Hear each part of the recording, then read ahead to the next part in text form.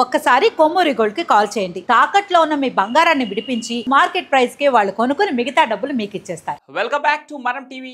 నేను మీ పవన్ బేస్వాడ. ఒకప్పుడు స్కైలాబ్ అనే పేరు వింటే వణికిపోయిన మన పెద్దలు ఇప్పుడు దాని గురించి చెప్పమంటే ఖచ్చితంగా నవ్వుకుంటారు. ఆ రోజుల్లో వాళ్ళు భయంతో చేసిన కొన్ని పనులు కూడా గుర్తు చేసుకుంటూ ఉంటారు. కానీ అంతకుముందు స్కైలాబ్ పేరు చెబితేనే శాస్త్రవేత్తలు సైతం వణికిపోయేవారు. అయితే అది ఇప్పుడు కాదు, 1970 ప్రాంతంలో. అప్పుడు అమెరికా అంతరిక్ష కేంద్రమైన నాసా చేసిన తప్పే ఈ ప్రమాదంకు కారణమైంది. దీంతో ప్రపంచం మొత్తం భయంతో వణికిపోయింది. చివరకు ఆ ఉపద్రవం హిందూ మహాసముద్రంలో కాలగర్భంలో కలిసిపోయింది. దీంతో ప్రపంచమంతా ఊపిరి పీల్చుకుంది. అసలు ఏం జరిగింది? ఏంటి స్కైలాబ్? 1960-70 ప్రాంతంలో అమెరికా రష్యా దేశాల మధ్య ఈ విశ్వాన్నే జయించాలనే పోటీ తత్వం ఎక్కువగా ఉండేది. ఈ క్రమంలోనే స్పేస్ ఆధునికతలో రష్యా ఒక అడుగు ముందుకు వేసి 1971లో సెల్యూట్-1 అనే అంతరిక్ష కేంద్రాన్ని అంతరిక్షంలోకి పంపించింది. ఈ అంతరిక్ష కేంద్రం హక్కులు రష్యాకు మాత్రమే ఉండటం, ఇతర ఏ దేశాలకు కూడా ఈ హక్కులు లేకపోవడంతో అమెరికా ఎలాగైనా సొంత అంతరిక్ష కేంద్రాన్ని ఏర్పాటు చేసుకోవాలని నిర్ణయానికి వచ్చేసింది. ఇక విశ్వంలోని సూర్యుడు, చంద్రుడు, ఇతర గ్రహాలపై పరిశోధనలు చేయడానికి స్కైలాబ్ అనే అంతరిక్ష కేంద్రాన్ని ఏర్పాటు చేసింది. దాన్ని అంతరిక్షంలోకి పంపించింది కూడా. ఇక దీని పొడవు 25.1 మీటర్లు, వెడల్పు 17 మీటర్లు, దాని ఎత్తు 36.3 అడుగులుగా ఉండేది. ఇక దాని బరువు 168,750 పౌండ్లు ఉండేది. అప్పట్లో అది భూ వాతావరణం గురించి బోలెడంత డేటాను సేకరించి శాస్త్రవేత్తలకు అందించింది. సూర్యుడిపై కూడా లోతైన అధ్యయనాలను నిర్వహించింది.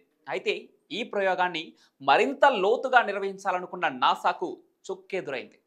భూ వాతావరణంలోని ఓ మిల్లీమీటర్ శకలం ఆకాశంలో ఉండే స్కైలాబ్ను ఢీ కొట్టింది. దీంతో Skylab, heat hill, solar panel రెండూ దెబ్బతిన్నాయి. అయితే ఈ స్కైలాబ్ కక్షలకి చేరుకున్న తర్వాత అంతరిక్ష కేంద్రం దెబ్బతిన్నట్లుగానే నాసా గుర్తించింది. ఇక తీవ్రమైన సౌర వేడితో స్కైలాబ్ రక్షణ లేకపోవడంతో స్కైలాబ్ 2 మిషన్ ద్వారా ఆస్ట్రోనాట్స్ బృందాన్ని అంతరిక్ష నాసా పంపించింది.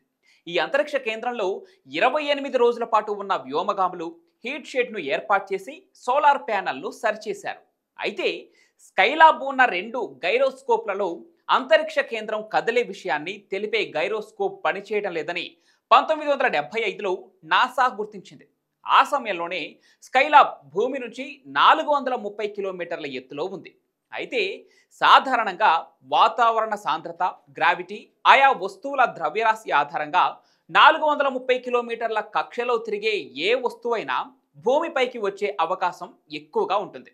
ఇక నాసా ఈ స్కైలాబ్ని 1980 వరకు కూడా అదే కక్షలో ఉంటుందని, దానికి కొన్ని పరికరాలు ఏర్పాటు చేస్తే మరో 5 ఏళ్ల పాటు అదే కక్షలో స్కైలాబ్ను కొనసాగించాలని చూసింది. కానీ దానికి మరో చిక్కెదురైంది. స్కైలాబ్కు సంబంధించి నాసా అనుకున్నట్లుగా జరగలేదు. స్కైలాబ్కు సోలార్ ప్లల్ అడ్డంగా మారి దాని డెన్సిటీ పెరిగిపోయింది. దాంతో 1980వ సంవత్సరంలో వస్తుందని అనుకున్న ఉపద్రవం 1979లోనే రానున్నట్లు గుర్తించింది. ఇక ఈ విషయం గురించి యావత్ ప్రపంచానికి తెలియజేసి వారిని అప్రమత్తంగా ఉండాలని సూచించింది. అయితే ఈ స్కైలాబ్ ఎక్కడ పడుతుంది అనే విషయాన్ని మాత్రం నాసా చెప్పలేకపోయింది. దీంతో ప్రపంచ దేశాల ప్రజలు భయాందోళనకు గురయ్యారు. ఇక ఈ విషయంపై అప్పట్లో రేడియో ద్వారా దీనికి సంబంధించిన సమాచారాన్ని తెలుసుకునేవారు. మొదట ఈ స్కైలాబ్ సముద్రంలో కూలిపోతుందని భావించారు. కానీ ఆ తర్వాత అది భూమి వైపునకే దూసుకొస్తోందని, అది పడిన చోట భారీ విధ్వంసమే తప్పదనే ప్రచారం ఊపందుకుంది. ఇక దీంతో ప్రపంచంలో చాలా మంది ప్రజలు అవే తమరి ఆఖరి క్షణాలని అనుకున్నారు. ఇదిలా ఉండగా తెలంగాణలోని నిజామాబాద్ నుంచి ఏపీలోని తీర ప్రాంతాల్లో ఎక్కడైనా సరే ఈ స్కైలాబ్ కూలిపోయే ప్రమాదం ఉందంటూ ఓ పత్రికలో వచ్చిన కథనం ప్రజలను మరింత భయభ్రాంతులకు గురిచేసింది. ముఖ్యంగా కరీంనగర్ ప్రజలు అరచేతిలో ప్రాణాలు పెట్టుకొని ఉన్నారు. ఎందుకంటే ఈ స్కైలాబ్ ఖచ్చితంగా అక్కడే పడనుందని, జనాలంతా చనిపోతారనే ప్రచారం ఎక్కువైపోయింది.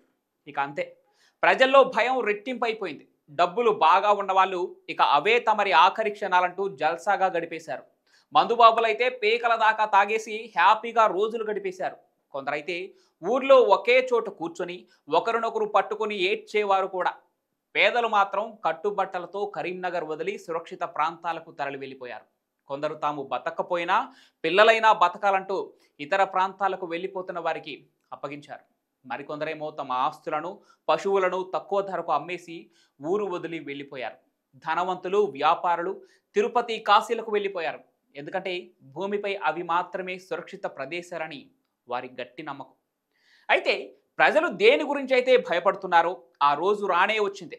ఈ స్కైలాబ్ 1979 జూలై 11వ తేదీన భూమి వైపు దూసుకురావటం మొదలైంది.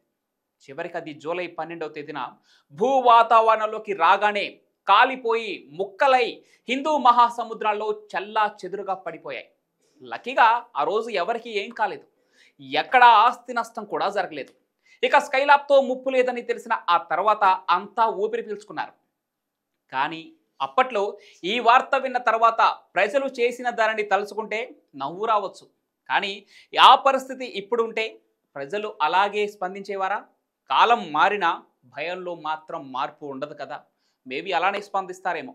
దీనికి సంబంధించినదే మరో సంఘటన 2012లో కూడా భూమి అంతం అవుతుందని వార్త తెలిసినప్పుడు కూడా చాలామంది వింత వింతగా ప్రవర్తించారు. కానీ అది కూడా జరగలేదు. ప్రళయం అనేది చెప్పి రాదు. ఒకవేళ వచ్చినా దాన్ని ఎవ్వరూ ఆపలేరు.